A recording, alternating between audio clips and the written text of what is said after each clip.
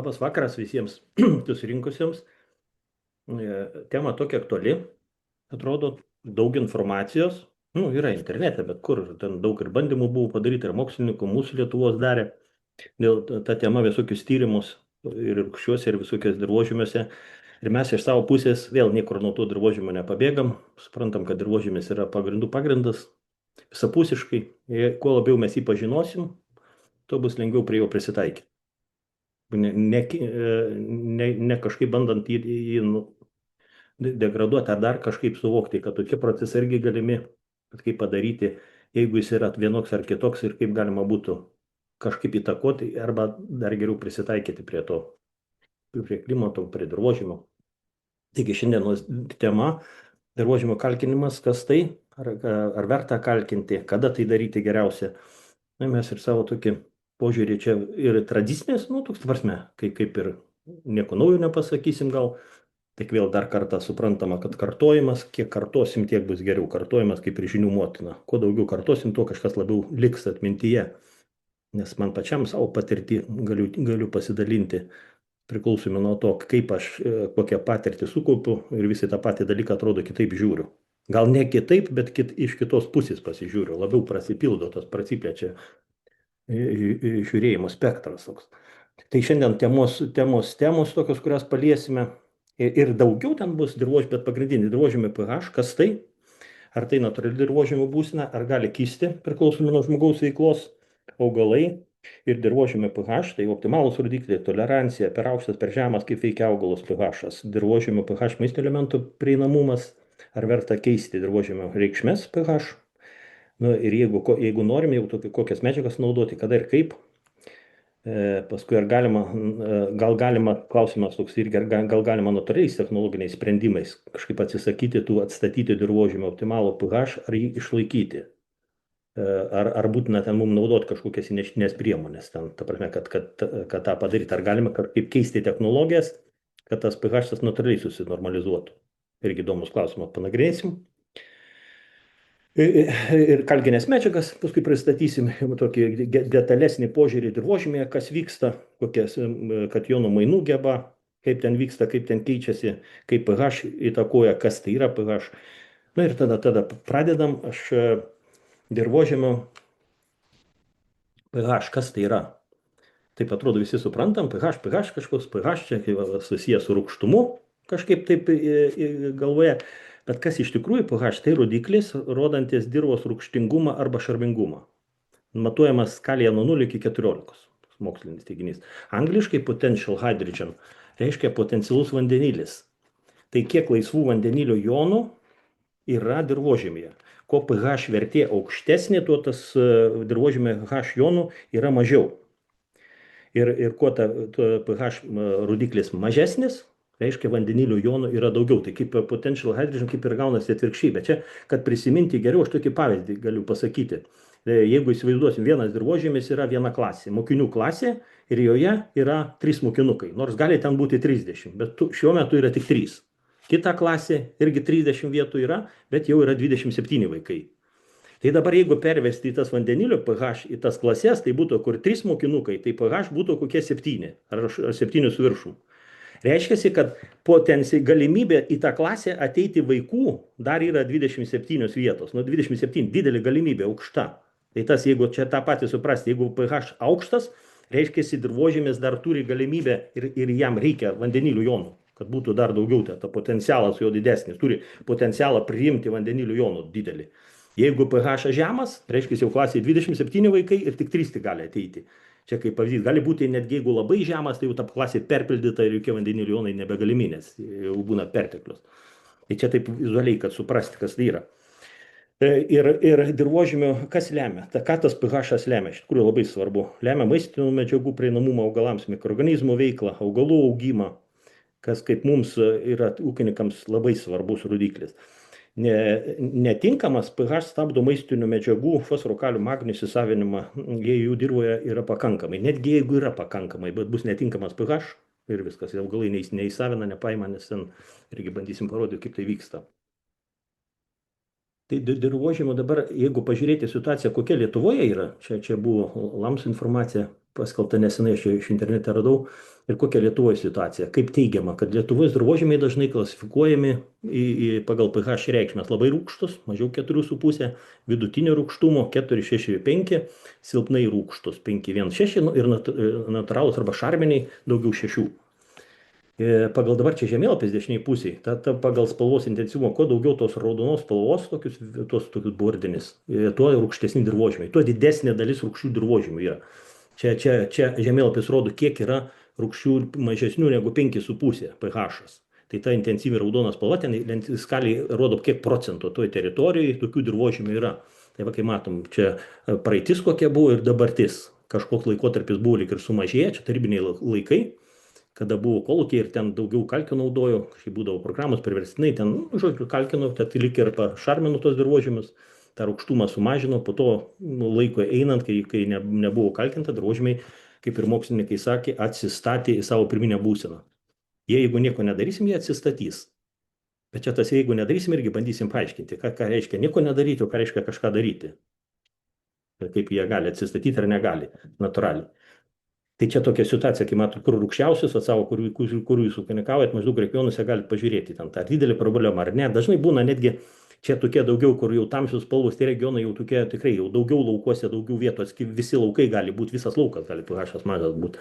Yra pas mus būdavo vidury Lietuvoje ir Seinio rajone, tai būdavo Jurbarkas, o čia geltona žalia dabartinė, tai būdavo atskiros vietos laukučiuose, jeigu laukas 30 hektarų, gali būti koks 1-2 hektarai, tokie lomos kažkokios, kur pH tas mažesnis. Žemesnis būna, žemesnis ši problema. Šiaip tai turėjom irgi, šiandien pašnekėsim apie ne tik žemą pH, bet ir aukštą pH, ką reiškia, kai jis aukštas ir ką daryti, kad jis būtų normalizuotųsi ir kaip natūraliai ten veikia. Taigi, va dabar tas dirvožemio pH ir labai svarbu, kai sakom, pirmiausia, turbūt momentas ir yra pirmiausia dalykas išsitirti dirvožemius. Jeigu neauga augalai, šiaip tai realiai galima pamatyti tą pH, čia irgi, manysiu, tada toliau keliaujam. Tokius, o ten matė turbūt irgi daug kur šitą skalę tokie elementai ir kaip jie, apačioje yra tas pH skalė nuo 4 iki 10, viršui kaip čia skaitosi, ar rūgštus, ar mažiau rūgštus, ar vidutiniai, ar šarminiai, ir elementai surašyti. Ta žalia spalva reiškia, kad elementai yra įsavinami prie atitinkamo pH, jeigu skalę žiūrėti, ir jeigu geltonas, tai jau yra problemų, jeigu raudonas, tai visai blogai, neįsavinami, blokuojami netgi. Ir kaip pažiūrėti, dauguma šiaip tai dirvožemio, mes kažkaip galvom ir pats dar savo metu, anksčiau kažkada galvojau 7, tai jau čia gerai, tas šarminis vidutinis turi būti, bet dabar kiek daugiau gilinos ir mokslas, netgi užsieniečiai tai pasakoja, kad kažkaip slenkasi tas gerumas dirvožemio ir rūgštumo pusė. Reiškia, ką noriu pasakyti, optimalus dirvožemis pH turi būti 6,7. Taip optimalus tokie 6,5, tai idealu. 6,5 toks idealų daugumai kultūrų tiks ir elementų prieinamumui bus palankiausia ta terpė tokia. Ta 7 ir daugiau jau atsiranda problemos. Jeigu 8 būdavo 7,5, 8 jau tas šarmingumas, reiškia vandenilio trūksta. Ką aš pradžioje minėjau, hydrogen potential, reiškia potencialas didžiulis, reiškia vandenilio dirvožemėje trūksta. O vandenilis, čia ir prie jau mes tuos pranešimus anksčiau darėm, yra labai svarbus elementas patiem augalų. Augalų sausoj masėje vandenilio randama 6%, iki 6%. Tai yra trečias elementas pagal svarbą. Po anglies ir po deguonies. Anglis pirma, deguonies antras, dalį sudaro sausoj masėje ir vandenilis trečias. Tai yra labai svarbus. Jeigu jo nėra, tai augalas kaip? Ten ir tuose pH-uose, kai aukštas yra, augalai blogai auga. Potencialo neišnaudoja savo, kokį gali patirti. Kokį gali užauginti, pavyzdžiui, ar masę, ar derlių. Ir netgi dirvos pH veikia dirvos gyvybę, mikroorganizmus, sliekai beveik negyvena, jeigu pH žemas, jeigu rūgštų, bakterijų veikla labai susilpnėja. Žodžiu, viskas priklausomas, visa gyvybė dirvožemė labai priklauso nuo pH. Dirvožemė kažkaip geba prisitaikyti, ten tokie, kaip jie atsistato, ten ir mikroorganizmai yra atitinkami, ir augalai, kurie auga rūgštesniai terpėje natūraliai. Tai jie auga, kartais klausimas gal būna, ar verta kažką keisti, įdėti, kiek kainuos tas atstatymas, pH pakilimas, pašarminimas.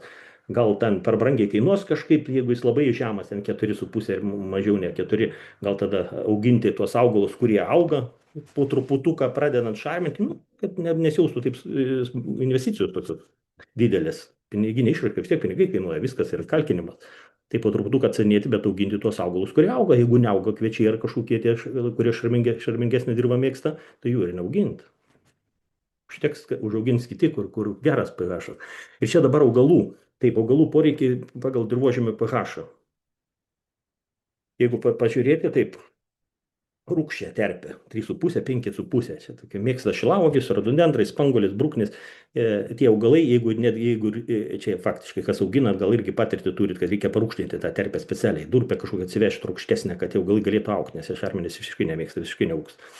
Ir kas dar svarbu, vat, suprasti, jeigu nedarom tyrimų, tyrimus reikia daryti, labai svarbu dirvožėmio tyrimus pasidaryti, bet jeigu jūs nedarom, nes kainuoja, bet šiaip tai rekomenduočiau tikrai įsitirti, ne tik pH, ne tik fosforą kalį, bet dabar ir konsultavimo tarnyba ten labai plačius tyrimus daro, tai tikrai aktyvumą, anglies, azotų santykį, žodžiu, ten, kad jo numainų geba ten įsitirti dirvosi visapusiškai. Tikrai rekomenduočiau ir prie to pačiu tada jeigu per brangu visam ūkiui tirti, jeigu daug laukų turim ten, ne, ten, kad kiekvieną lauką, kiekvieną plotelį įsitirti, nu, kiekvieną lauką, bet jeigu gal pradžiai galima būtų, jeigu tikrai, nes tikrai kainuoja pinigus, pasimti, žiūrėti, vis tiek pažiūrėt per laukus patys, ar kažko, žmogus važiuoja, jeigu patys nevažiuojat, pasivaikščiot, pažiūrėjot droną, pakėlėt, pažiūrėjot, kažkokius vietos ypatingai kulimo metu matosi kombainų, kai važiuoja, kažkur vieta silpna, augalai kažkaip silpnai auga, tokie atrodo įtartini kažkokie, nu, nėra derliaus. Kitoj vietoj labai gerai. Tai kad jums suprasti, rekomenduočiau tas vietas atsiminti, kažkaip pasižiūrėti, nes ir po nukulimo jos matosi. Šiaudų bus mažiau, kažkaip ten žolių bus daugiau kažkokių, tai tose vietose, kur mažiau kultūrinių augalų. Ir tas vietas ir paimti tikslingai dirvožėmio pavyzdžius, iš tų vietų paimti. Ir palyginimai. Paėmė iš tos tokios silpnos vietos, paėmė šalia iš tos geros, kur tikrai labai geri buvo, ir pilnus tyrimus tada į laboratoriją. Ir tada palyginsit gautus duomenis. Tada labai vizualiai bus vaizdu, kas ten, kur problema yra dirvožėmė. Ko ten trūksta. Ten pH, dažnu atveju aš pats savo patirties prisimenu, dirvožėmį žiūrėdama, laukai neauga kviečiai, atrodo sudygo, viskas gražu, ten ar miežiai, ar kviečiai, paskui sulenda, pradeda lysti, kaip sakoma, atgal į žemę. Kokiame problema ten tokia, atrodo ir visko pakanka, lyg ir faktas ten rūgštumas buvo, tas pH buvo žemas, ten gal mažiau 5 tose vietose, atskirose vietose, kai sakom, nebuvo problema pas mus, bet buvo atskiros vietos laukuose, tai taip. Tai vat, vidutiniškai rūgščiai. Ir kad labai svarbu, sakiau, tyrimo, jeigu nedaryti atgal prie, tada reiktų pastebėti augalus, tie nekultūriniai augalai, kokie auga. O čia žolis, tos vadinamos nekultūrinis žolis.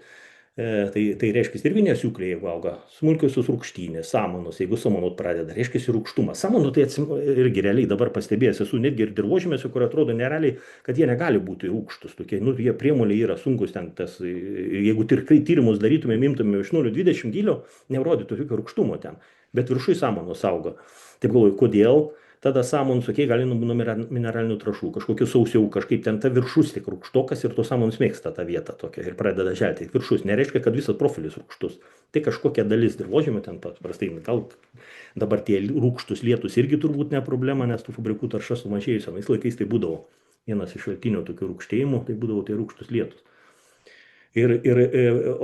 Vat ir kokios, jeigu vidutinė rūgščia žemė, 5-6, bulvės, avižos, rugiai, va tos, kur jeigu turime kažką augini, bet tai gerai, jeigu neaugini, nesibulvinkas, patirties neturi, va tokios avižos, rugiai, tai taip ir augina žmonės daugiau čia, ir tų Lietuva, va žiūrėjom, kur yra ir Žemaitijos pusė, vakarų Lietuva, ten augina tokias kultūras, kurios auga, kurios dar gali augti, grikiai dar kažkaip gali augti tokia irgi tokia, jau ta, jeigu čiūčiut rūgštesnė.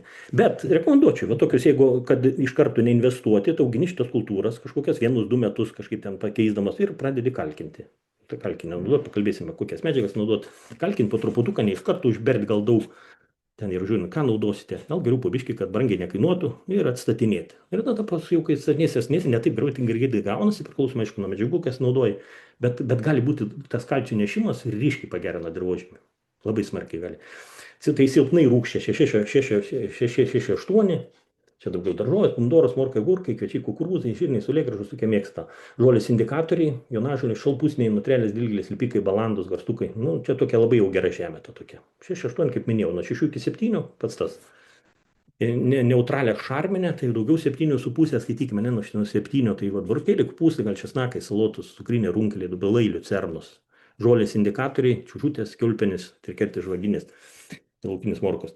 Tai va tos žolės indikatorius ką reiškia? Jeigu laukia matom, kad jos dominuoja vienos ar kitos ir galim spręsti iš karto apie dirvožėmį, pH netyrimų nepadarė. Tas svarbu, kad va tos atsiminti tokios maždaug tos žolės indikatorius, kelias nebūtina visas atsiminti, bet jeigu pamatai, nepažįsti žolę kažkokią, matai, kad dominuoja kažkokia, nu, auga tokios, kuris atrodo nei iš jo, nei iš to, tai neškis klaus pas konsultantus, tą žolę išrovės, kas čia tokia yra, arba internete nusifotkinai, programėlį visokių yra, galėt pažinti ir pamatysit, kokia žolė, jinai pasako apie dirvožėmį. Irgi svarbu. Bet rekomenduoju tyrimus pasidaryti, sakiau, ne iš visų laukų, gal, bet iš tų tipinių vietų, tokių, kur gali kažką jums pasakyti. Dabar greitai prabėgsiu aš per tuos dirvožėmio, atskirom kultūroms, kokie dirvožėmiai tinkamiausi. Ką aš ten jau paminėjau prieš tai vat slaidę, bet čia dabar, jeigu biškiai turbūt, kad čiut pasiplečiant daugiau, tai optimalus pH žemynėm kviečiams aplamai. 6-7, kaip sakiau, pats tas intervalas, nu, gali būti ir vat, čia radau informaciją nuo 5,5 iki 7,5, nu, priklausomai gal nuo veislių, kviečiai dar gali toleruoti tokį, tos biškiai į šonus nukrypimus.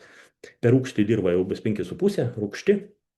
Kviečiai labai jautrus su tam rūgštumu, rūgščiai dirvose kaupėsi aliuminis ir kaupėsi manganas, kurie stabdo augalų augimą ir maisto medžiagas. Pavyzdžiui, fosforas sunkiai įsisavinti, kalį, magnį blokuoja. Tampa sunkiai pasisavinami augalų. Lyg ir yra, kaip sakau, gali tyrimai rodyti, kad jo ten yra, bet konkrečiai dėl to pH gali būti neįsavinami. Per šarmenis dirva, per šarmingą, daugiau 7,5, irgi problemos. Čia jau trūksta kitų elementų. Bus vario problema, geležies, cinko, azotų pasidavimas bus prastesnis. Čia kviečiam, bet daugiau mažiau čia visom kultūrom tas daugiau, tik kaip jau ir minėjau, kurios rūgštesnės mėgsta, bet cukriniam runkeliai 6,5, 7,5. Nu, skaitykime, ne, tokio jau rūgštesnių nelabai mėgsta, jau 6,5 optimalu ir dar netgi 7,5 biški šarminį. Kai kur taip rūgščioje dirba mažiau 6, runkeliai negali efektyviai savinti fosforo, kitų maisto medžiagų.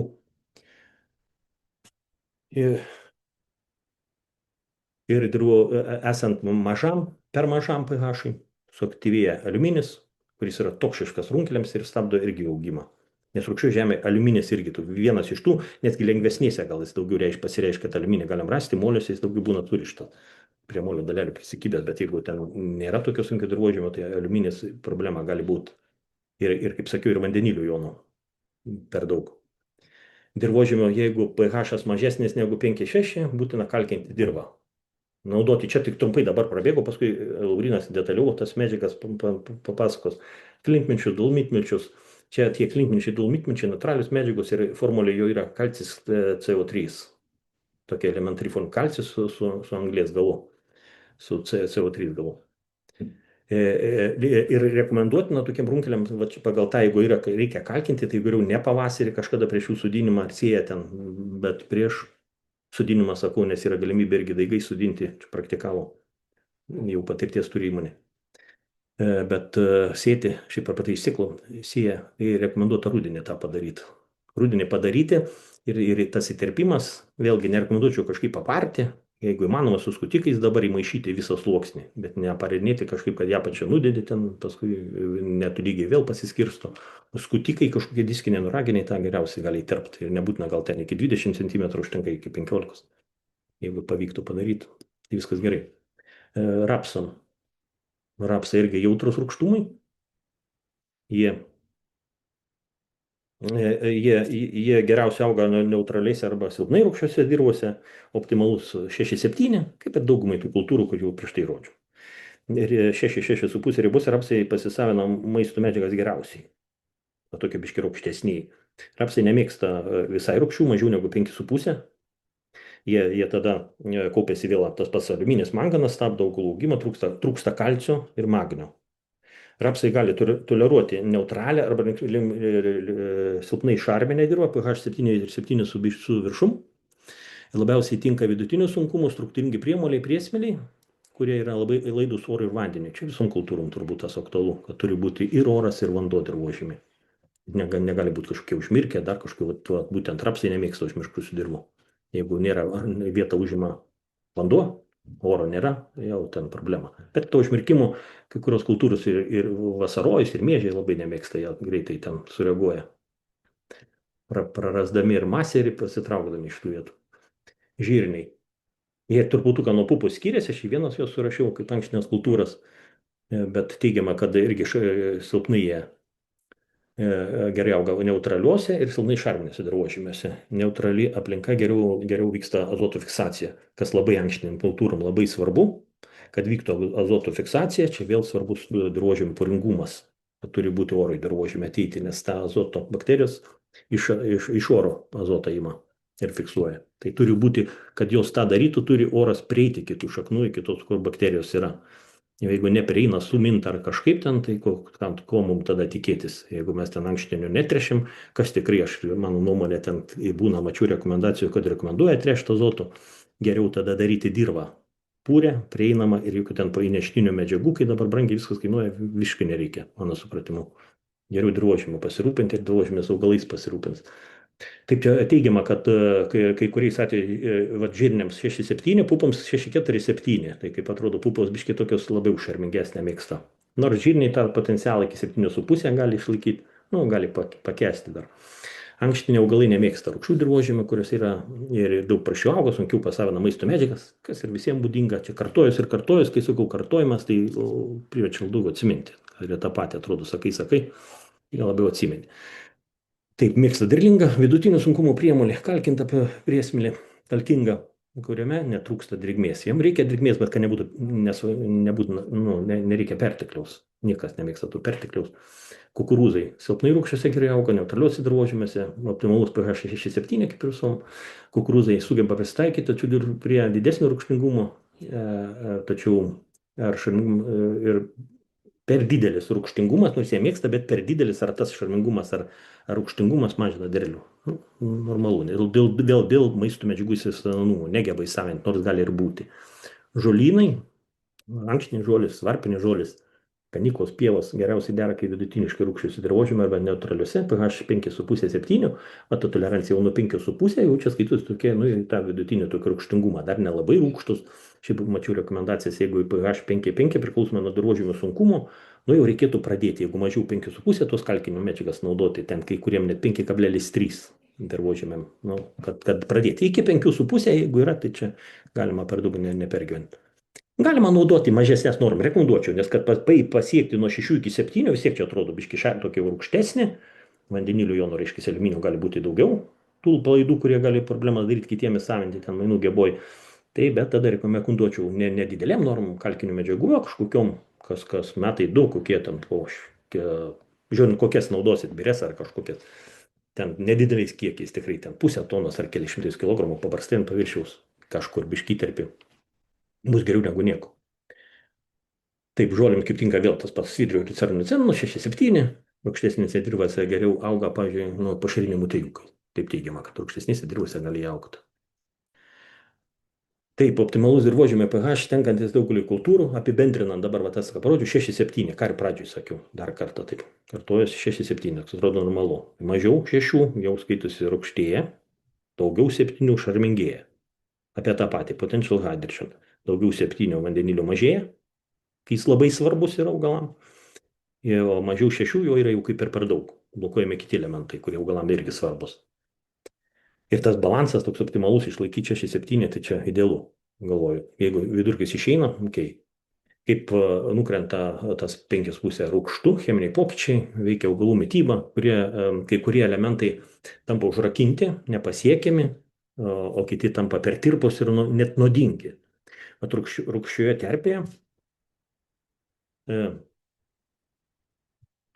terpėje augalams darosi sunku pasisavinti bazinius elementus, fosforą, azotą, kalcį, magnį, sierą, molibdeną. Kuo svarbus fosforas? Tai kritiškiausias elementas, esant žemam pH, fosforas reaguoja su aliuminio ir geležimi, sudarydamas netirpius junginius. Augalai tiesiog nepaima, net jie ir tręšime gausiai. Jeigu yra, tie junginiai susidaro, nes kas augalai negali savinti. Bet vėlgi suprasti, gali būti tirpios medžiagos, tirpus oksidai, augalai tik įsavina tik oksidus, neįsavina pavienio elemento, kažkaip helatizuoti, gal čia būdavo kažkokios formos, kažkaip per lapus kažkur, bet per dirvožėmį įsavina oksidus. Tai jie turi būti susijungę su oru, vėl, kad būtų oksidai susidarytų, turi būti oro dirvožėmį, purus dirvožėmis, kaip ir visur, svarbus tas purumas. Tai kartais mes, jeigu pradedam akcentuoti kažkokius elementus, vieni svarbesni, kiti dar svarbesni, bet užmirštame apie dirvožėmį patį, kad turi būti oro, turi būti struktūringas visas, kad elementų tas judėjimas su augalais vyktų iš augalo, iš dirvožėmio į augalą. Tai turi būti purus dirvožėmis. Azotas sulėtėja mineralizacijos procesas rūgščioje terpėje, čia per rūgščią kalbam. Nes naudingos dirvožėmio bakterijos, suskaidančios organinės medžiagas į augalus prieinamą azotą rūgščioje terpėje yra neaktyvios. Tos bakterijos, kaip ir minėjau anksčiau, bakterijos tampa neaktyvios per rūgščioj. Tai yra problema. Kalis lengviau išplaunamas į dirvožemį, todėl augalams dažnai pasireiškia jo stygius rūgščioje terpėje. Kalcis magnis rūgščiuose dirvožemiuose natūraliai trūksta jų, išplaunami iš dirvos. Nes juos išstumia vandenilio ir aliuminio jonai, kaip minėjau, jų yra gausu. Ir tai dažnai sukelia fiziologinės visokias ligas. Pavyzdžiui, pomidorų puvinius. Siera taip pat svarbi, jos įsisavinumas taip pat prastėja, nors ne taip smarkiai kaip fosforo. Molibdenas vienintelis mikroelementas, kurio prieinamumas mažėja dirvai rūgštėjant. Jis būtinas azoto fiksacijai, ypač ankštiniams augalams, kaip minėjau, molibdenas. Toksiškumo pavojus. pH 5 iškyla trūkumas. Ne tik kaip ir minėjau, kad kažkaip nepaima kitų elementų dėl to rūgštumo, bet atsiranda netgi jau tas toksiškumas, vadinamas, kad tų elementų, kurių per gausu, jie jau kenkia augalams. Tai čia aliuminis, manganas ir geležis. Ir geležis yra vandenilio jonai. Ir čia parodyti tokie, kaip ir sakiau, kaip praktiškai matydavau 4-6, ten miežė ar varpinis žolis, kai čia parodyta tokius ir 5-2, kaip skiriasi tas 5-2, kaip auga, atrodo, irgi tokia nėra labai jau šarminė, ir 4-6. Būtent tas jau kaip mažiau 5 į tą pusę, kaip į žemesnę eina, tai jau ten tie rūgštumas didėja. Ir būtent dabar tas toksiškumas aliuminio, jis tampa tirpus ir labai toksiškas, žalingumo riba yra 20 mg kilogramui teigiama aliuminio. Aliuminis pažeidžia augalų šaknų galiukus, todėl šaknis nustoja augti ir tampa storos ir trumpos. Augalas negali pimti vandens ir įsavinti jokių maisto medžiagų. Manganas su geležimi, jų tirpumas padidėja tiek, kad augalas jų perdozuoti gali kabutis ir stabdo augimą ir deformuoja lapus rūgščioje. Vandenilio koncentracija yra tokia, kaip į tą paskaičiuoti, ieškojo informacijos, kiek to vandenilio turėtų būti to jonais, jeigu skaičiuoti, kiek tam rūgščiame dirvožėme ir ten teigia, kai jeigu pH aukštas, kodėl ten jo nėra, arba kiek jo ten yra tais jonais, arba kuris yra. Tai va čia radau tokią informaciją, kad vandenilis, jeigu vienetai skaičiuoti, taip sumažėjus vienetų pH, pavyzdžiui, nuo 6,5 iki 5,5, vandenilio jonų koncentracija padidėja 10 kartų dirvožėmėje. Prie pH vertės 5,5 vandenilio jonų aktyvumas yra 10-100 kartų, nuo 10 iki 100 didesnis nei neutralioje aplinkoje. Tas vandenilis kaip labai dėl to, kaip ir minėjau, dėl pH to žemo vandenilis labai suaktyvėja. Esant mažesniam nei 5, dalis vandenilio jonų, jeigu žiūrėk, kaip ten dirvožėme dabar, Laurinas ten aiškiau paaiškins, didelė dalis vandenilio ir aliuminio jonų yra prilipę ant dirvožėmių dalelių, jie sorbuoti. Ir šis saugomas, kabutėse, rūgštumas yra žymiai didesnis nei pH jonai tirpale ir sukelia vadinamą buferinį efektą. Kai pH nukrenta žemiau 5,5, o ypač jeigu dar ir mažiau 5, vandenilio jonai pradeda išlaisvinti aliuminį iš dirvožėmio mineralų. Dirvožėmis tampa toksiškai judrusis aliuminis dirvožėmio gausėja, kenksmingas augalams taip pat. Tas aliuminijos perteklius yra labai kenksmingas. Ir čia dar tokia viena slaidą įdėjau iš internetą, radau, kad kaip tas rūgštumas, kas įtakoja, nes čia irgi parašyta, kad natūralios priemonės yra žmogaus veiklos pasiekoje. Tas galime įtakoti žeminti tą pH, mažinti, rūgštinti dirvožėmius. Natūraliai tai tie procesai tokie vyksta dūlėjimai uolienų, kokių ten irgi išsiskiria, žinot, kokia ta pradinė motininė uoliena ten gali atsilaisvinti, ar ten tie elementai, kurie gali tą pH mažinti, o žmogaus pasiekoje, ką žmogus gali. Tai vis tiek įneštinės medžiagos yra ir trąšos mineralinis, ir chemikalai, ir visokius išmetimai visokie, kur ten tarša kažkokia ateina per gamyklas, fabrikus iš kažkur tų sunkiųjų metalų. Būtent va irgi aliuminio galima tą dirvožėmio užkratą daryti. Kaip žmogus mes įtakuojam, kaip žmonės. Galim išvengti tą, kas nuo mūsų priklauso, galim išvengti. O kas ne nuo mūsų, tai ok. Taip, dabar elementų blokavimas. Čia irgi trumpai tai praeisiu, kaip prašyta, pagrindiniai elementai, kurie blokuojami, kaip pH 7. Ten kalbėjau apie pH buvo mažiau 5, rūgštus, čia dabar konkrečiai apie šarminius. Kaip pH daugiau 7. Kokie elementai? Siera blokuojama, geležis, geležis labiausiai blokuojamas elementas, nes ten ir jeigu prisimenat, kai rodžiau tą tokį, kur elementai ir buvo, tai tokia žalia, raudona, geltona. Ten irgi buvo tie, matyti pagal pH, tie elementai ten rodė, kur raudona, ten reiškia problema, nepaima jų blokuoja. Geležis taip aukštame pH jis virsta netirpia forma, sukelia lapų chlorozę, ypač jaunų lapų pageltimai tokie atsiranda požymiai. Manganas, jo prieinamumas smarkiai sumažėja, čia pH kai aukštas turim galvoje. Cinkas tampa neįsavinamas, stabdomas augalų vystimasis, cinkas irgi labai svarbus. Aš čia iš savo praktikos galiu pasakyti, kviečiuose būdavo, mes kažkaip nelabai reikšmindavom tos elementus. Nu, galvoju, ten, okei, derlių didelių nesiekdavom dar pradžio, paskui, kai didesni derliai, tai tie elementai, trūkumas jų labai ryškiai pasijaučia. Jeigu jau ten planuojam 8 tonas ir daugiau kviečių, pavyzdžiui, ne, tai jie labai ryškiai, jų trūkumas jau labai jau augaluose pasimato. Bet jeigu ten 5 tonas ir mažiau, ten kokios normaliuose dirvožėme, tai net nepasistebi ten jų, kad jų trūksta, jeigu ir nedarom. Varis irgi mažiau prieinamas, boras jo senumas irgi labai ribojamas. Tai vat tokie irgi tie elementai nėra čia paskutiniai, jie vieni iš pagrindinių kaip mikroelementų augalui. Ir jeigu pH aukštas, jie iš karto ribojami. Tai lyg ir dirvožemių tyrimai rodys, kad jų yra, bet dėl to, kad tas pH, kiek svarbus, net ir per aukštas pH. Šarminė dirvožė vyksta amonio votalizacija, reiškia garavimas, per didelio pH azoto trąšos NH4 virsta dujomis NH3 ir išgaruoja. Išgaruoja užuot patekusius į augalą. Čia irgi mikroorganizmų pasiekoje tos formos virsta ne šiaip savo. Mikroorganizmai tą darbą daro, vienus formos paverčia kitą, bet jau jiem terpės palankios. Tai dabar ar verta reguliuoti? Aišku, verta taip pagalvoti, kaip sakiau, jeigu yra dar tose pakenčiamose ribose 6-7, ten iki 5,5, okei, ten galima kažkaip auginti prisitaikius maždaug kultūras, kurios auga. Jeigu jau tikrai negalime, tai rekomenduočiau tikrai, jeigu ne visus laukus, kai sakykim, mes darydavom, kalkėdavom tik tas vietas, kur žinom ir matosi vizualiai, kad ten augalų mažiau, jeigu dar tyrimus pasidarėme ir tikrai patvirtino, kad ten pH žemas, tai tas vietas galima trešti, kalkinti, bet ne visą lauką.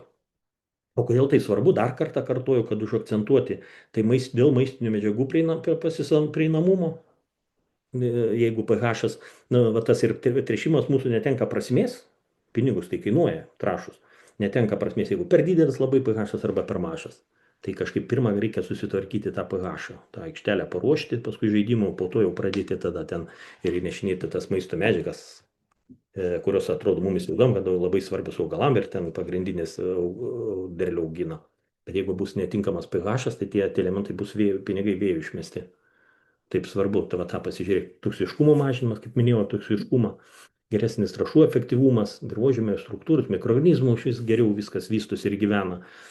Ir suprantama, kad ir mes, kaip žmonės, norim gyventi normalioje aplinkoje, draugiškoje tokioj ir labai palankioje, ne kokioj ten kenksmingoje, ten triukšmas, ten dar kas nors, taigi negalėsim irgi būti ir gyventi. Taip ir augalai, tu nori tos terpės, čia irgi normalu, čia nieko naujo.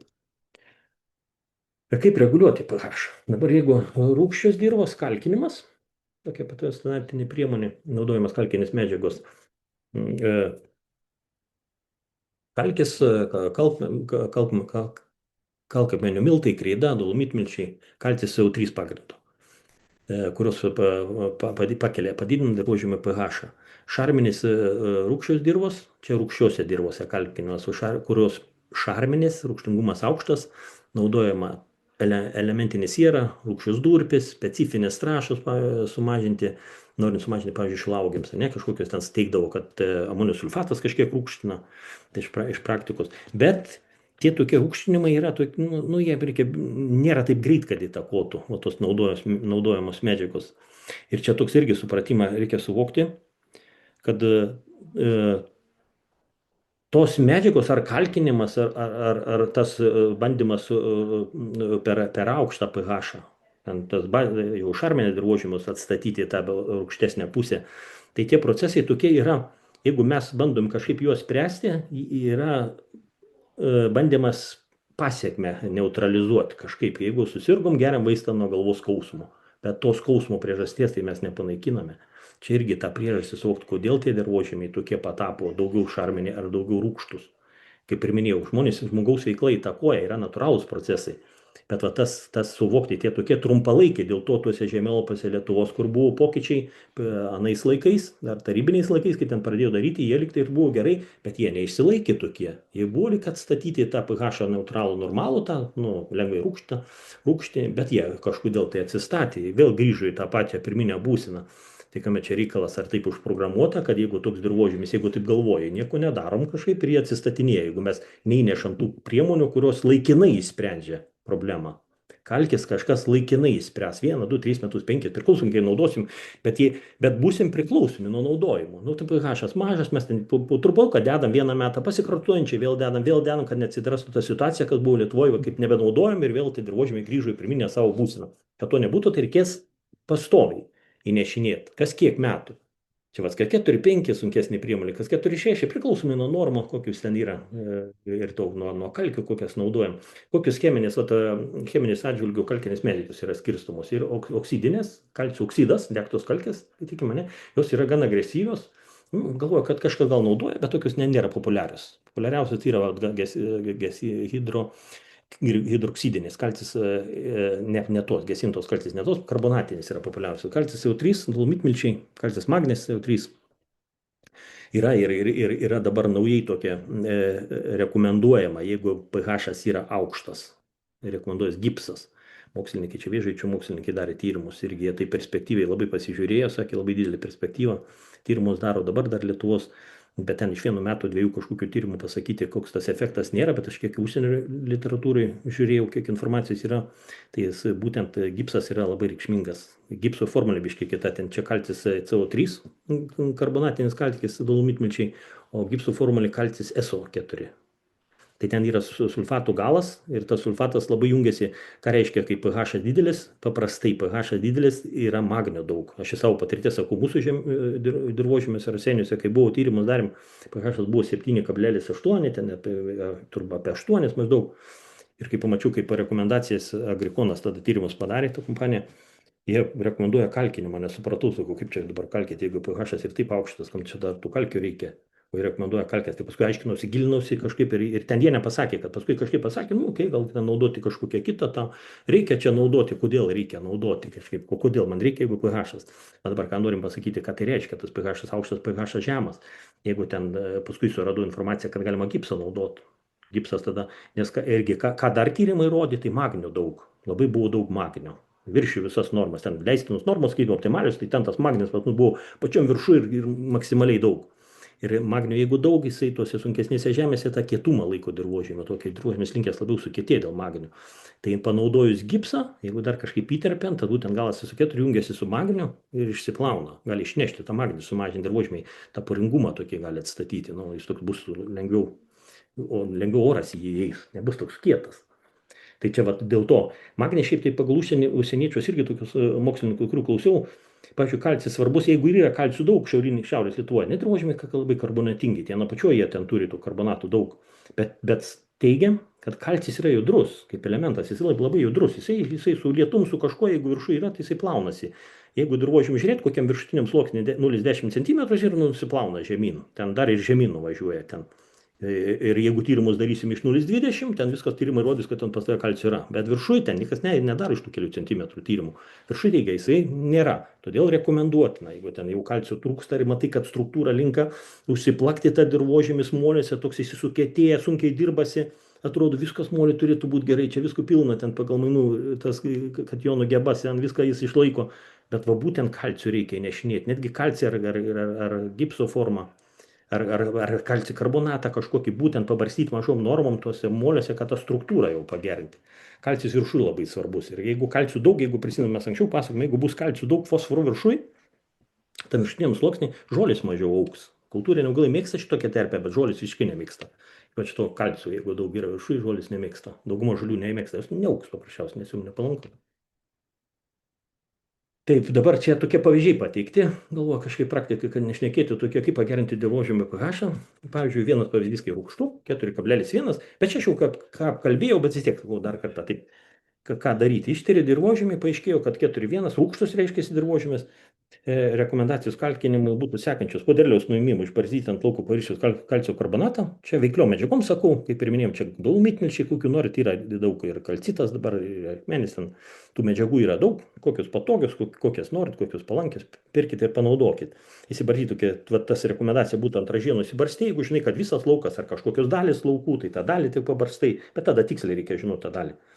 Išsibarstai 3-4 tonas maždaug, įterpti naudojant skutiką 10-15 cm. Tas ražinasi kultivuojam ir paliekam. Kai sakau, arti nelabai rekomenduoju, nes tas arimas, jeigu su kokiu priešplaugiais dar taip nuvers į apačią tas visas kalkės ant paviršiaus, tai to efekto per tą sluoksnį, kokį norim turėti per visą profilį, nebus. Jeigu barstysim ten kokios, priklausomai kokios tos konsistencijos, byros labai ten smulkios ar stambesnės, tai čia bus efektyvumas laike išsiskirs. Jeigu smulkesnės jos tokios, jos greičiau tą efektą padarys tą neutralizavimo.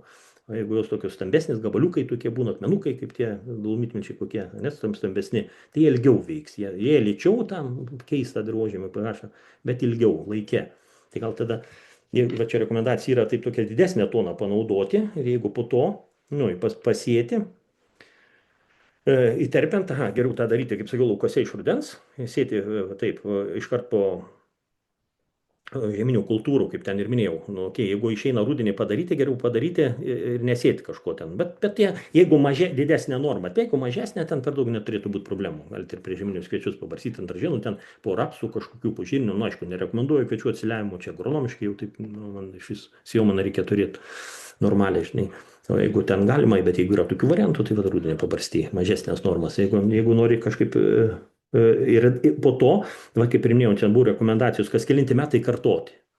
Bet galima būtų taip irgi kas kelinti metai, gal nelaukti tuo tarpu tokių didelių, 4-5, galima būtų paskui jau po kokių 2-3 metų vėl tada kažkokia mažesnė pusė tonos, iki tonos, tas pačias maisto medžiagas vėl pabarstyti lengvai su kuo turit, parvažiuojat, pigiau kainuos, bet tas efektas bus tikrai geresnis, kai pasikartojančiai mažesnėm normų paduoti, priklausomai vėl nuo to, kokios formos yra tos kalkės, bet barstyti palaipsniui. Ir aišku, galima ten irgi iš patirties, mes vištų mėšlą naudodavom, irgi būdavo rūgštus dirvožemiai, tokie vietos kai kur, mes ten mėšlą taip sukraudom, tai pasisekdavo, šių pastebėjau, mėšlo krūvą, tai buvom susikrovę, ten aišku, kaip priklauso pakloji, ten palaikiai kažkurį tai laiką, pagal reikalavimus uždengi, bet po tą mėšlo krūvą, ten smėliai tokie rūgštus buvo. O mes jokio kalkinio tą krūvą, kaip iškratom ant laukų, išnešam ir su toj vietoj paskui augdavo augalai. Aišku, ten azotų daug būdavo, bet ir matydavos, kad augalai auga. Ten ir tas vištų mėšlas pH irgi rūgštingumą mažina. Jeigu jūs naudosite organinės trąšas, jie prisidės irgi, jeigu ten ne kažkiek jisai didelis, nėra toks pH žemas, tai galima naudoti ir tas. Ir organinės trąšas. Būtų gerai derinti, aišku, jeigu ten įmanoma organinės trąšas, tai vienareikšmiškai sąskaita mineralinių trąšų, jeigu galit galimybę turi tokia granuliuotas, ar berės kokias, ar ten, aišku, aš irgi ne už tai, ne už mėšlas labai gerai, turiu galvoje karvių mėšlas, ne, labai gerai, labai dirvožėmį gerai, labai gerai, bet irgi ne už tai, kad naudoti žalią mėšlą, tą tokį. Ta žalią aš turiu galvoje, kad išėmė iš fermos, išstumdėm ir iš karto laukus drebėm. Ten tada įterpinėti reikia, ten daug azotų prarandame. Mano supratimu gerai išvežti, padėti kaupus, palaikyti iki metų, kad susikompostuotų. Galimybė yra gal su kažkuo dar pamaišyti, su kitom medžiagom, kompostą kažkokį pasiruošti ir kompostuotą mėšlą išbarstyti. Ir tada tas įterpimas netoks reikšmingas pasidaro. Aišku, galima dar, irgi čia tokių buvo priemonių, moksliniai tyrimai daryti. Ir pats kažkaip labai jau tą žiūrėjau, kaip galima būtų tą mėšlą, kuris iš fermos išeina, nėra ar kažkoks skystas, taigi yra tų visokių probiotikų. Yra medžiagų visokių, mes patys ir tokiais, pavadinu gal minėti šitų medžiagų, bet ten plocheris tokius gal girdėjau, irgi naudojamės ant tų mėšlo. Jie labai padeda greičiau susikompostuoti. Ir ką tas reiškia geresnis sukompostavimas, tai konkrečiai maisto medžiagas suriša, ten to amoniako mažiau lieka. Jeigu vištų mėšlas labai daug turi amoniakinės formos azoto, jeigu tik išbarstom ir neįterpėmės jo per 6 valandas, netgi kiek įmanoma greičiau turi įterpti. Ne arimo, bet suskutimo kažkokiu, žodžiu, turim įterpti iš karto. Jeigu tik palikom dieną, ten 6 valandas ant saulės kažkokius amoniako, 300% teigia amoniako išgaruoja. Tai kam tada trešim, jeigu mes tai prarandam taip laisvai. O tai yra, jeigu tas požiūris, jeigu yra trąša, mėšlas yra kažkokia atlieka, kurią reikia atsikratyti, tai taip tada, taip ir turbūt žmonės ir daro. Bet jeigu skaičiuojam, kad mėšlas yra konkreti organinė trąša ir mineralų daug turi, tai tada reikėtų su juo rimtai elgtis, neleisti taip lengvai pabėgti. Kitas pavyzdys yra kaip pH šarminis, 7,8, čia šarminis dirvožemis. Taip, kaip minėjau, H1 mažai. Kaip žinia, vandenilis augalam vienas iš svarbiausių elementų, kaip pradžioje minėjau, tačiau vietos yra pasausoj masė labai svarbus. Todėl jo trūkumas įtakoja normalų augalų vystymąsi, greitai sumažinti tirpalo rūgštingumą nėra lengva, kad jeigu jis yra toks ir rūgštingumą jį padidinti, padaryti rūgštesnį nėra lengva. Teigiama, kad dirvožemį rūgština, kas rūgština iš tų, kaip ir minėjau, amonisulfatas, sieros produktai, rūgščios durpės, kompostai, pjuvenos. Kažkaip galima maišyti su kažkuo. Tai va čia tuo atveju, dažnu atveju šarminis dirvožemio būna magnio perteklius, ką minėjau, sukietėjęs, todėl galima naudoti gipsą. jau tą pasakojau, dirvožėmio pH nepasikeis, teigia, kad nuo gipso jis nekeičia pH, bet jo tą puringumą padidės, nes magnio jonų sumažės, o padidės kalcis. Kalcis yra, kaip minėjau, labai svarbus, ypač viršuje turi būti daug. Taip rekomenduočiau, vat gipsą, 1-2 tonas, jeigu yra.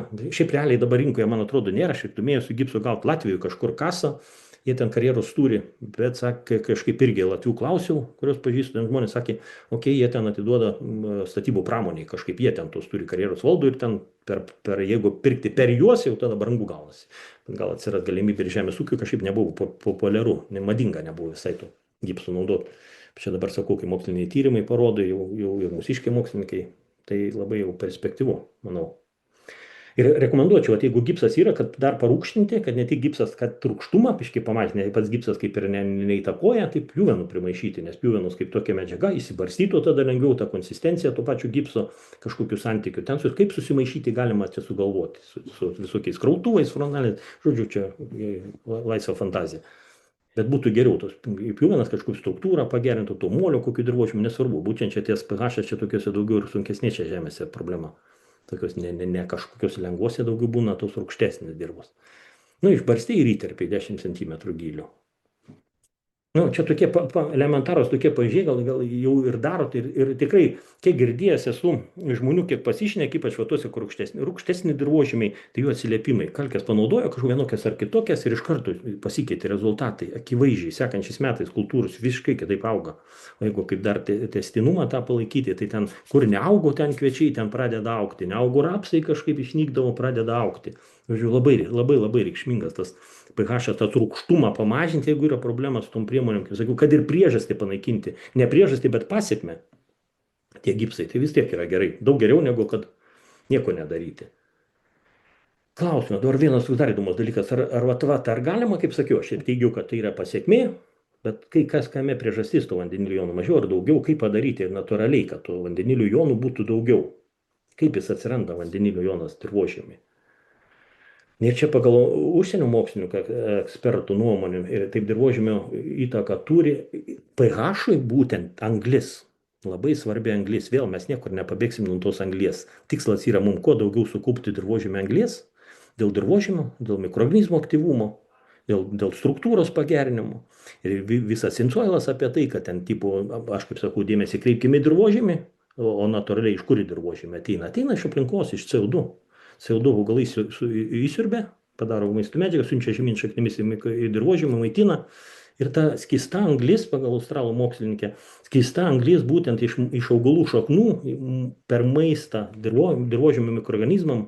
Ir ta anglis yra pagrindinis šaltinis anglies dirvožemį. Ne iš augalinių liekanų viršutinių, ten kur yra šiaudai, kad juos ten reikia įterpti, dar ką nors padaryti. Man šiaudai yra danga. Gamta sukūrė tą viršutinę augalo dalį natūraliai, tai ir turi būti viršuje, sliekai reiks, sliekų bus, sliekai susitampys to šiaudus, jeigu jiem reikės, susinešti tą dirvožemį to šiaudus, tai mums įterpinėti nereikės vargti, bet jų turi būti, sliekų turi būti. Ir kaip tas procesas vyksta? Augalų šaknis mikroorganizmai skaido organinės medžiagas, išskiria didelius kiekius CO2 tiesiai dirvą. Ir tas dirvožemio CO2 koncentracija gali būti iki 100 kartų didesnė negu atmosferoje. O tai sukuria didelį kiekį angliarūgštės. O kas yra angliarūgštė? Kaip jin susidaro? Tai CO2 jungiasi su vandeniu ir pasidaro angliarūgštė. Ta angliarūgštė yra lengvai rūgšti, kaip teigia tokia lengvai rūgšti, bet būtent, kad ta jinai susikurtų, vandens lyg ir turime, ne? Kažkaip palijo, kažkaip dar dirvožemės laikų, bet kad būtų CO2, o čia vėl labai svarbu suprasti, turi būti aktyvus mikroorganizmai, turi jie smarkiai tą CO2 gaminti, nes teigiama, jeigu 100 kartų daugiau, mes teigiame, kad atmosferoje yra problema, kai 0,04% tik yra anglies. Augalui sugeba jisai ten pasidaryti dirvožemėje to anglies kiekį daug didesnį CO2. Netgi jeigu, ir reikia suprasti, tas CO2 nėra kaip tarša, jeigu jis sukuria mikroorganizmai, jisai kyla, dėl slėgių ten oras eina į dirvožemį, tas CO2 kyla į viršų, nors sunkus CO2 yra. Jis augalai tik pakylo, jeigu ten augalai paviršiuje auga kažkokie žali, jie mielo noro tą CO2 sugrebia iš karto, suvartoja. Niekaip jis atmosferą nepatenka. Šitas jeigu yra augalai, bet jeigu nėra augalų viršui plikas dirvožemis, tikimybė, kad kažkaip prarasim dar tą anglį jau tada čia yra didesnė. Bet jeigu auga augalai, iš karto susirbė, nes jiems reikia daug didesnės koncentracijos to CO2, negu kad yra aplinkoje. Tai čia tas, kaip atsiranda, va, tai kaip padaryti, kad suprasti, kai iš kur tas vandenilis atsiranda. Ir čia toliau, kaip teigia, tas anglies dvideginis dirvožėme jungiasi su vandeniu, čia kaip ir minėjau, susidaro angliarūgštė, kuri vėliau skyla, bet čia irgi nebe mikronizmų pagalbos, skyla į H jonus ir bikarbonatą. Bikarbonatas tai yra viena anglis, vienas vandenilis, HCO3 minus. Vienas vandenilis lieka. Padidėjus vandenilio jonų koncentracija tiesiogiai ir su tą dirvožemio pH pamažina, kaip minėjau. Kuo daugiau vandenilio jonų, pH bus žemesnis. Tai čia va taip natūraliai, jeigu mikroorganizmai aktyvus ir per tą, ką mums daryti reikia, reikia dirvožemio aktyvumą labai didinti. Jeigu ir yra va, ta pradinė būsena, iš kur startuojam, žemas pH, taip kaip galvoju, padėti, kad greičiau tie procesai atsistatytų, nes mikroorganizmai nemėgsta per rūgščios, galim pakalkinti. Kaip pirminį tokį veiksmą padaryti, pakalkinti, ten iki kažkokių pabandyti atstatyti ir paskui stengtis jau natūraliai išnaudoti tos procesus, auginti tas kultūras, tarpinius pasėlius, kad kuo daugiau tas aktyvumas būtų, kad dirvožemis būtų kuo puresnis, kuo daugiau CO2, kuo daugiau oro, tas veiksmas vyksta ir natūraliai tie procesai dirvožemiai paskui ir darysis. Ir jeigu dabar taip atpalaiduoti toliau, atpalaiduojasi vandenilio jonai ant dirvožemio dalelių, koloidų, pakeičia bazinius kationų rūšis. Laurinas papasakos apie tai, tokios kaip kalcis, magnis, tai su pliusu, ir ten prisikabina vandenilis irgi prie dirvožemio, tie baziniai elementai susijungia su biokarbonatu jonais, kur lieka vienas vandenilių trūksta. Nu ir būdami jie tirpus, pasiplauna į gilesnius sluoksnius dirvožemio, praranda savo šarmingumą. Tas dirvožemis. Taip, nors angliarūgštė yra ir nuolatinis rūgštėjimo šaltinis, kaip ir būtų toks atrodo, ne, toks angliarūgštė, nes kai būdavo seniau rūgštus lietus, tai taip ir būdavo, CO2 atmosfera jungiasi su vandeniu, krenta žemyn ir gaunasi tie rūgštus lietus. Paprastai dirvožemio jis negali pamažinti mažiau negu 5. Jeigu jų bus nešarminiai, ten kažkiek tai gali įtakoti, bet kad labai jau padarytų, kaip ir sakiau, ir 5 mažiau nereikia, augalam optimalus yra tas nuo 6 iki 7. Tai jeigu mes sugebam kažkiek pamažinti tom natūraliom priemonėm, palaikyti tą rūgštumą tarp 6-7, tai yra idealu. Kitas dar procesas toks yra, kur irgi įtakoja tą pH, tai yra azoto nitrifikacija. Tai natūralus procesas, kurio metu dirvožemio bakterijos amonį, NH4, paverčia nitrato azotą NO3, išskiria vandenilio jonus, tai atsipalaiduoja vandenilis ir tai padidina rūgštingumą. Vėl ties procesas suvokti. Kai tik atsiranda laisvas vandenilis, iš kažkokių tai procesų dirvožemio, kurie natūraliai vyksta, tai tas rūgštumas ir pasidaro šarmingumas pamažėjęs, kai tik rūgštumas padidėja, ne? Bet iki tų ribų. Augalai per šaknis taip pat įsiurbia maistinės medžiagas, kad jonus mainais dirvožemį išskiria vandenilio jonus. Čia net augalai siurbia maisto medžiagas, teigiama, kad jie tą irgi pH, tą vandenilį didina dirvožemį. Tai yra natūralūs procesai, kurie jie vyksta, bet kad tie procesai vyktų, mums reikia, kaip sakiau, startą padaryti, tokį padaryti, kad ne tokį rūgštų, kur ten visai niekas ten viskas mikroorganizmai negyvena, bet padaryti optimalaus ir paskui natūraliai palaikyti. Čia tokio nieko naujo, tie azotų ciklai tokie, CO2 pasima, ten tas vyksta tie dirvožemiai, vieną formą į kitą pereina, augalai vieną linkusi, NO3 išsiplauti gali, jeigu ne, ten NH4 nieko. Ir teigia tyrimai čia iš ankstesnių mūsų pasakymų, jeigu yra dirvožemiai daug NO3 formos, tai dirvožemiai linkia žolės augti, augs visokios, tai bakterijos dominuoja. Jeigu yra NH4 forma, tai yra žymiai ta geresnė, jinai tokia vandenį teigia, kaip teigiama, nėra tokia tirpi, nes jis lieka ženklą kitokį tą pliusą turi, kimba prie dirvožemio dalelių ir ilgiau išsilaiko. Augalai gali ją paimti, jeigu prieina prie arti labai jau prie šaknelės prileidžia, gali siurbti su vandeniu. Šiaip teigiama, bet ta judriausia tai NO3 forma yra. Jeigu jos daug, tai ten prasideda reikalai. Bet ir organinės medžiagos, čia viskas, azotų ciklus irgi buvom kalbėję, ten apie tą azotą, kiek svarbu yra ne tik tas mineralinis azotas, bet būtent organinis azotas, kuris bus prieinamas suaktyvėjus mikroorganizmam, jie atpalaiduos ir augalam bus prieinamas. Labai svarbu šie tokie tyrimai. Taigi dabar tas pagrindiniai natūralūs procesai didinantis dirvožemio pH. Turiu galvoje, čia jeigu rūgštus yra, tai karbonatinis mineralų irimas, čia natūralūs procesai, cheminių medžiagų skaidimas, mineralizacija, čia dabar taip tokius susisteminu, kationų mainai dirvožemio, šaknų išskiriamas medžiagos, reduktinės sąlygos, užmirkimas, net užmirkimas gali pH sumažinti, teikimo. Ir tada perduodu žodį Laurinui, jis tada papasakos apie tas kalkinės medžiagas, daugiau ir apie tą visą tokį giliau biškį iš mokslinio požiūrio tokio, kaip aš žiūriu tos skaičiukus, čia žmonėms paprastiem taip gilintis ir suprasti nėra, tai ne to, kad paprasta, bet nelabai kas įdėmėsi tai skiria.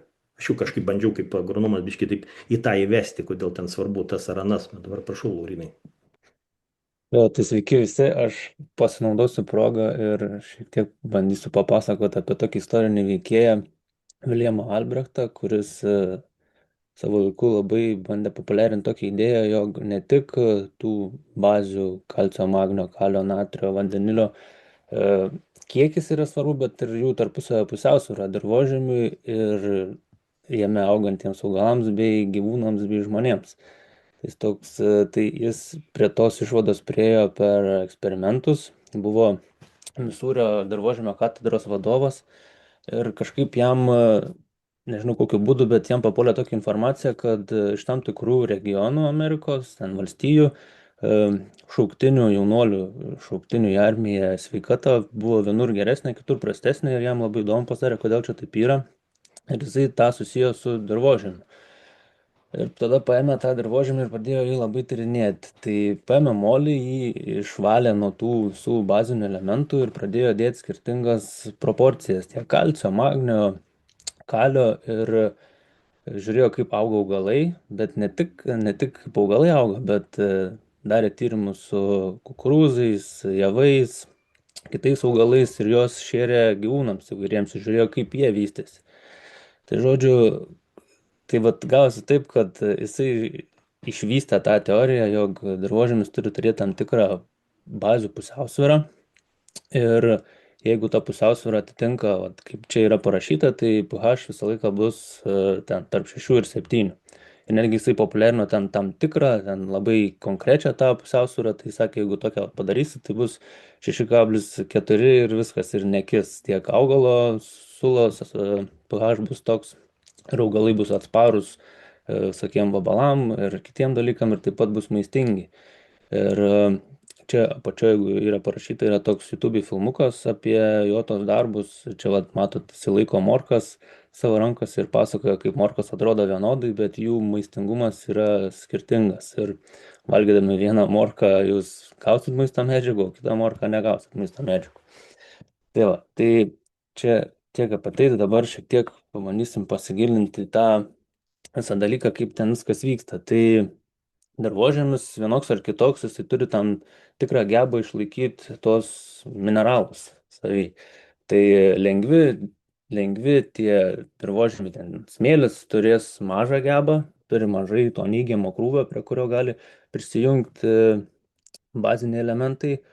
Ir kuo daugiau dirvožemių yra molio dalelių, tuo daugiau to neigiamo krūvio ir tuo daugiau dirvožemis gali išlaikyti tų bazinių elementų nuo išsiplovimo ir tuo daugiau tam augalui gali duoti.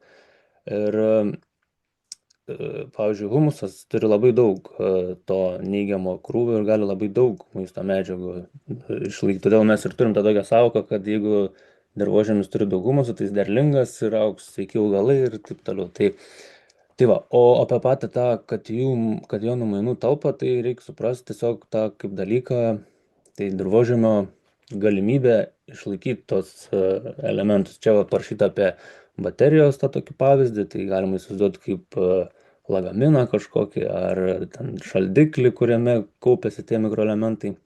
Ir čia vat yra gan įdomiai pavaizduota vaizdiškai tas, kad vat mažas pH rodo, kad tiesiog nėra bazinių elementų prisijungę prie to dirvožemio ir vyrauja aliuminis, vandenilis ir čia situacija jau nekokia, tai augalai tikrai neaugs gerai ir nebus nei maistingi, nei iš vis, kažin ar augs. Tai ir va didėjant tam pH-ui, didėja ir bazinių elementų kiekis prisijungęs prie tų molio ar anglies dalelių visokių. Dar nepasakiau apie, prašau, grįžtam atgal, kad čia yra pavaizduota natris, kalis, magnis, tai natrį lengviau išstums kalis, tada kalį lengviau išstums magnis, magnį išstumia kalcis, o juos visus išstumia vanduo ir aliuminis. Ne vanduo, vandenilis, bet noriu sakyti vanduo dėl to, kad lietus išplauna kalcį gilyn į dirvožemį ir va dabar turim daug sniego, tai pavasarį tikrai gali būti kalcio trūkumas paviršiniam sluoksniam, tas visas laisvas kalcis gali būti išplautas gilyn. Tai reiktų apie tai pagalvoti ir turėti minty. Ir tie, kurie propagavo tą visą Viljamo Albrechto idėją, yra išlikę ir iki šių dienų ir galima pasidaryti tokį išplėstinį dirvožemio tyrimą, kur yra apskaičiuojama ta kationų mainų geba ir kiek tų bazių prisotinimas procentais. Aš čia turiu savo tyrimą, įdėjau, tai mano tyrimas buvo labai prastas, tai matyt, dėl to aš čia, to domėjausi ir atradau tos dalykus. Jeigu būtų viskas gerai, tai turbūt nebūčiau čia. Tai va, tai mano dirvožėmis buvo labai rūgštus ir tas rūgštus rodo tai, kad jame tų bazinių elementų yra labai mažai ir čia augalai ir fiziškai neaugo ir pats dirvožėmis labai prastai atrodė. Tai tokiu atveju, kaip dabar čia visur raudonuoja ir matom, pavyzdžiui, kad kalcio yra tik 33% ant tų prisijungimo dalelių, o galėtų būti 61, magnio galėtų būti 19, kalio 13%. Ir priklausomai nuo, kaip ten sakiau, apie tą dirvožemio molio kiekį, tai tarkim lengvi dirvožemiai, kaip dabar čia smėlis pas mane vyrauja, tai reiktų daugiau magnio turėti tam tokiam dirvožemiui, nes magnis duoda tokio lipnumo, kietumo tam dirvožemiui, bet jeigu mes turim molingą, tokį labai daug molio turintį dirvožemį, tai tas magnis ten labai pridaro daug problemų, tai limpa labai, neleidžia orui įeiti, o struktūros neduoda dirvožemiui, tai tokiu būdu mes galim pamatyti, koks yra tas santykis ir atitinkamai elgtis ir atitinkamai naudotas kalkinimo medžiagas. O pavyzdžiui, tokiam dirvožemiui, kur ir magnio trūksta, ir kalcio trūksta, galima naudoti dolomitmilčius. Netgi reiktų naudoti. Tada gauni ir kalcio, ir magnio. O jeigu naudočiau tik kalkės, tai tik tais kalcis būtų, bet tų magnio neužpildyčiau, nepapildyčiau tų rezervuarų. Taip pat labai svarbu, čia jau bendrai gal biškai apie tą dirvožemio tyrimą, kad išsitir ne tik prieinamus elementus, bet ir tą rezervą, koks rezervas yra tų mikroelementų. Čia, kadangi senas tyrimas, tai nėra, bet čia turiu dar 2 pavyzdžius. Tai yra irgi ir tas crop available, tai reiškia, ką augalai gali pasisavinti, koks yra tas prieinamumas tų maisto medžiagų, ir total soil reserves, tai čia koks rezervė yra tų makroelementų kiekis, ir jis pastoviai kinta. Tai lietus išplauna kažkiek ir jis iš to rezervo dirvožemis vėl papildo tais baziniais elementais. Tai ką aš čia norėjau tiesiog gal vaizdžiai parodyti, kad yra skirtumas. Čia pH matot 7,4, tai aktyvus pH, tai reiškia, buvo darytas su vandeniu arba kalio chloridu, bet yra dar toks buferinis pH, kuris rodo, kiek ten naudojami tam tikri buferiai, maišo dirvožemį su tam tikrais tirpalais, kurie padeda ištraukti iš tų kationų mainų gebos atkabinti nuo tų molio dalelių neigiamą krūvą visus vandenilius ir pažiūrėti, kiek turi to buferio. Tai pagal tai galima apskaičiuoti tada, kiek ten tų kalcių reikia, taip tos laboratorijose taip daro. Nes jeigu turim tik tai aktyvų pH, tai mes realiai nelabai žinom, mes turim tik tais, kas yra dirvožemio toj terpėj, neturim tos informacijos apie vandenilį, kuris yra prisijungęs stipriau šiek tiek, kuris stipriau laiko dirvožemio dalelės, o ne labai laisvai. Tai čia daug tokių niuansų, gal mes, nežinau, kitą webinarą pakalbėsim labiau apie tos dirvožemio tyrimus, kaip jie skiriasi ir ką reiktų išsitirti, bet kuo platesnis, kuo daugiau žinių gaunat iš to dirvožemio tyrimo, to geriau. Bet aišku, yra tas posakis, kuo giliau mišką, to daugiau medžių ir to atrodo viskas sudėtingiau. Bet tai čia ką norėjau parodyti, tarkim, čia kalcio yra labai daug, galėtų būti netgi mažiau. Tam pirmam, kur rodo 80%, magnio yra trūkumas šiek tiek, tai tokiu atveju reiktų kažkokius magnio produktus naudoti, ten magnio sulfatą, kizeritą yra toks mineralas, kur daug magnio turi, ir sieros, o kalio irgi mažai, tai reiktų kažkaip papildyti. Po to kitas variantas, kur kalcio atrodo jau gerai užtenka, 68%, čia reiktų 67%, tada magnio jau kaip arčiau geresnės normos, bet irgi yra trūkumas, o pavyzdžiui kalio jau yra per daug šiek tiek.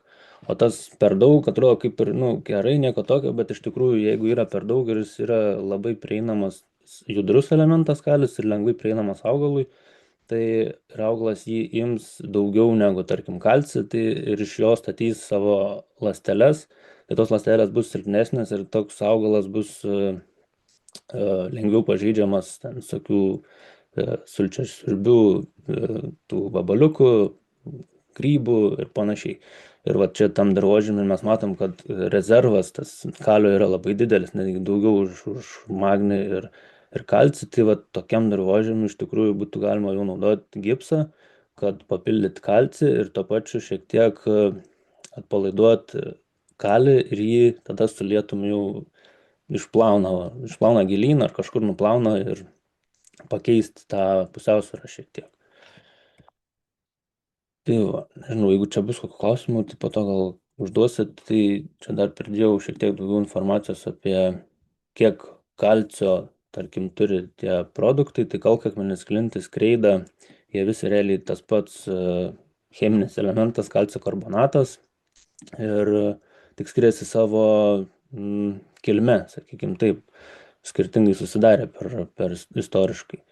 Tai kalkakmenis turi apie 380 kilogramų kalcio vienoje tonoje, kreida turi šiek tiek daugiau, magnio labai mažai turi, todėl kur trūksta kalcio, magnio yra geras kiekis, tai jau reiktų ir nenaudoti, tai yra galima naudoti, tinka. Tai va, ten Tautas irgi sakė, kad nuo frakcijos priklauso, kaip gerai ištirps. Tai tiek ir čia apie kalkakmenį, čia turiu nuotrauką, tai matom, kad su kalkakmeniu iš tikrųjų ateina ne tik kalcio karbonatas, bet va, kaip čia ir magnio parašyta, bet taip pat ir geležies yra ir kitų mikroelementų ir todėl va, iš tikrųjų ūkininkai ir mato gerą tą rezultatą, panaudoja kalkakmenį, nes atneša papildomai ir kitų mikroelementų, kurių iš tikrųjų dirvožemyje trūksta. Dolomitmilčiai, tai irgi kalkinimo priemonė, kur turi ir magnio. Toliau dar yra vienas tas kalkinimo medžiaga, tai defekatas arba fabriko kalkės, kur irgi pagrindas yra kalcio karbonatas ir tik šiek tiek turi priemaišų, kadangi yra iš cukraus gamybos kaip atlieka, tai turi daug organinės medžiagos, 10-15% tų visokių cukraus likučių, nes tas kalkės naudoja ten, kad išvalyti sultis nuo tų organinių visokių liekanų.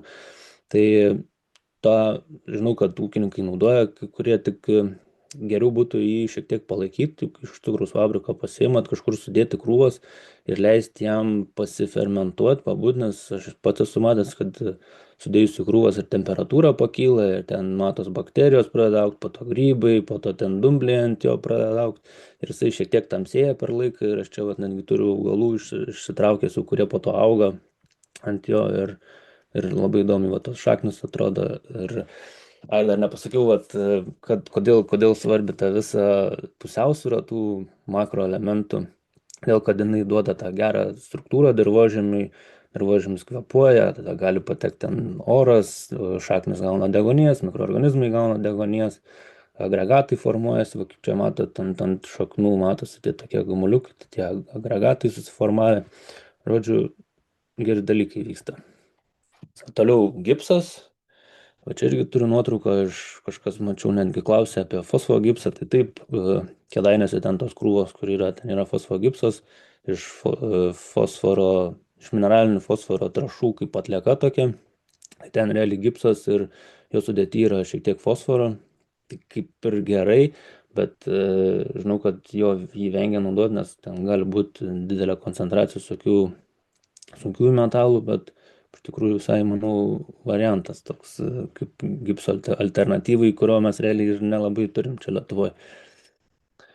Tai va, ką dar galiu pasakyti, kad kaip ir Tautvydas sakė, kad gipsas turi ir kalcio, tai apie 230 kg, o siero 170 kg vienoj tonai. Ir Tautvydas irgi sakė, kad galima jį naudoti, kai yra aukštas pH ir ypač, kai yra magnio daug. O kartais, dažnai ūkininkai sako, pas mane pH geras, tai ten kalcio nereikia, bet pravartu žinoti ir tai, kad magnis, pavyzdžiui, net 1,5 karto daugiau kelia pH negu kalcis. Tai kartais neužtenka to pH tyrimo, kad žinau, kokia ta situacija yra dirvožėme. Todėl aš ten vat ir parodžiau, kad yra tų visokių išplėstinių tyrimų, kuriuos kartais gerai pasidaryti ir tada tu tiksliai matai ir tiksliai gali tiksliau gal tos investuotos pinigus ir tą grąžą gal geresnę gauti.